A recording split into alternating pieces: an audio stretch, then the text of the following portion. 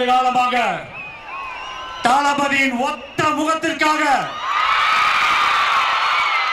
தன் ரத்தத்தையும் வேர்வையையும் உழைப்பையும் சிந்தி இந்த தமிழக வெற்றி கழகம் உருவாக காரணமாக இருந்த மக்கள் இயக்க நிர்வாகிகளே, உங்களை வணங்குகிறேன்.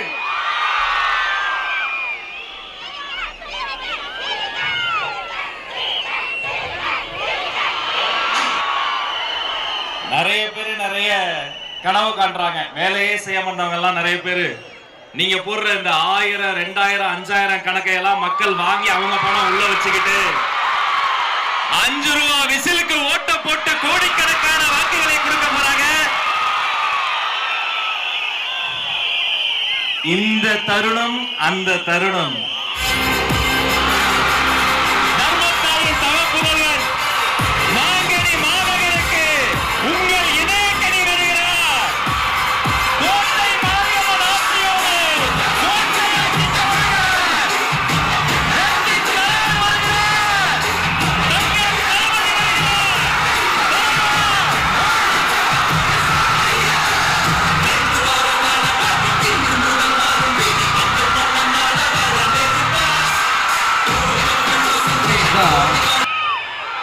எல்லாத்துக்குமே ஒரு பேஸ்,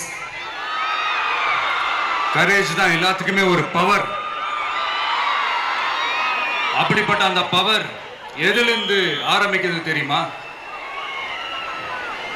நம்மள அண்டர் எஸ்டிமேட் பண்ற நேரத்துல, நம்மள ஒரு ஏளனமா பார்க்கிற நேரத்துல நம்ம யாருன்னு ப்ரூவ் பண்ணி காட்டணும்னு ஒண்ணு தோணும். நம்ம யாருன்னு காட்டணும்னு ஒரு உத்வேகம் ஒண்ணு வரும். அப்படி ப்ரூவ் பண்ற அந்த பாயிண்ட் எதுல இருந்து ஸ்டார்ட் ஆகுது தெரியுமா?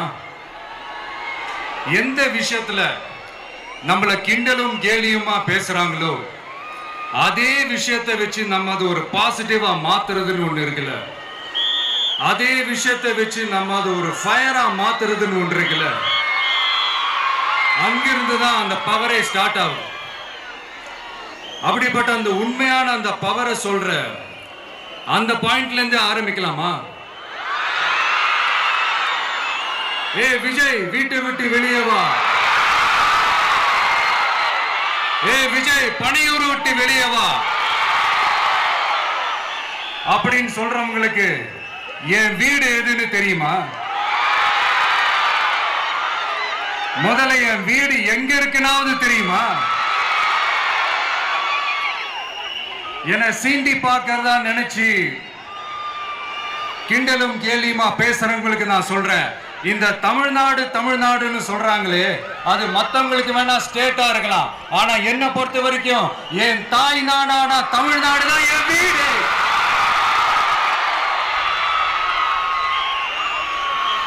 என் வீட்டுல மொத்தம் எத்தனை பேர் இருக்காங்க தெரியுமா? 8 கோடி பேர் இருக்காங்க. ஒட்டுமொத்த தமிழ்நாட்டு மக்களும் என் வீட்டு மக்கள், என் குடும்பம், என் உறவு, என் சொந்தம். இந்த விஜய், உங்க விஜய் உங்ககிட்ட ஓட்டு கேட்டு மட்டுமே வரல, உங்ககிட்ட நீதி கேட்டும் வந்திருக்கிற. ஆக்சுவலா உங்களுக்காக நீதி கேட்கறதுக்காக தான் நான் அரசியலுக்கே வந்தேன். ஆனா இன்னைக்கு நான் உங்ககிட்ட நீதி கேட்கறதுக்காக வந்திருக்கிறேன். இந்த விஜய் என்னங்க தப்பு பண்ணா? தன்னை நேசிச்ச தன்னுடைய மக்களுக்காக அரசியலுக்கு வந்தா அது ஒரு தப்பா?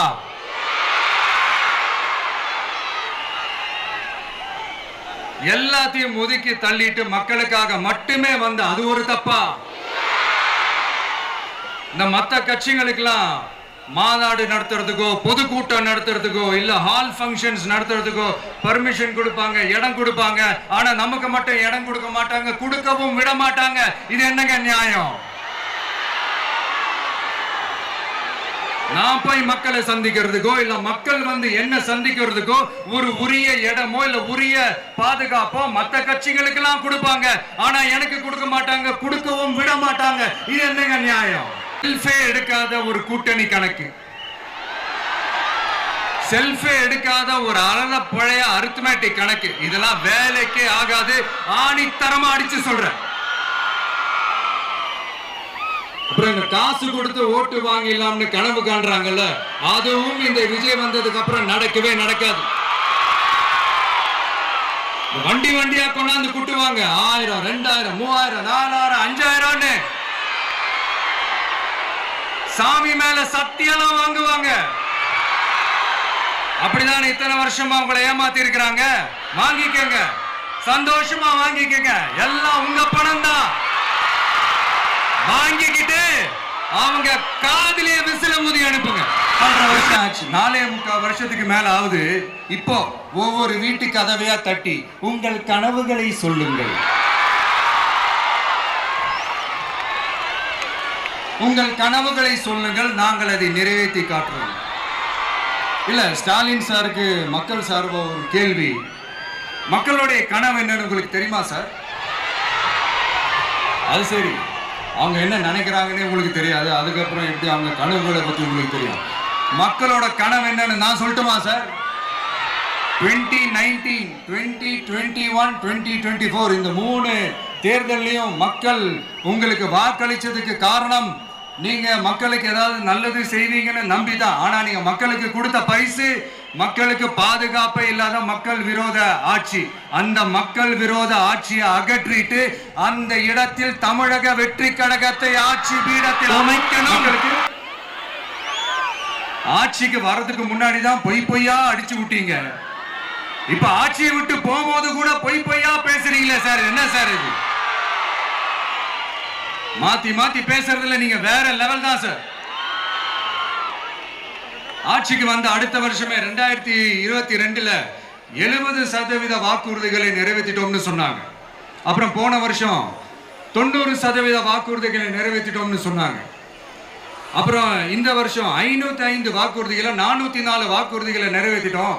கிட்டத்தட்ட ஒரு 80% வாக்குறுதிகளை நிறைவேற்றிட்டோம்னு சொன்னாங்க. முதல்ல 70, அப்புறம் 90, அப்புறம் 80. இன்னும் தேர்தல் நெருங்க அது 60, 50, 40, 30, 20ல போய் நிற்கும். ஸ்டாலின் சார்லாம் பதறாரு. ஆட்சி அதிகாரத்துல பங்கெல்லாம் தமிழ்நாட்டில் ஒத்து வராது அப்படின்னு சொல்றாரு. அவங்கள பொறுத்த வரைக்கும் ஜெயிக்கிறதுக்காக மட்டும்தான் கூட்டணி, மற்ற எல்லாத்துக்குமே அவங்க தனி அணி, அவங்க மட்டுமே ஒரே அணி.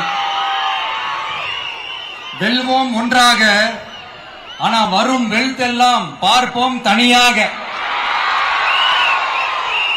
அந்த வெல்வோம் ஒன்றாக என்றது இதுதான் அந்த சீக்கிரட்டு. புரிய வேண்டியவங்களுக்கு நல்லா புரியும் நினைக்கிறேன். உங்களோட நான் இருக்கேன், நம்மளோட நம்ம மக்கள் இருக்காங்க. இதுக்கு மேல என்ன வேணும்? கான்பிடென்டா இருங்க. நல்லது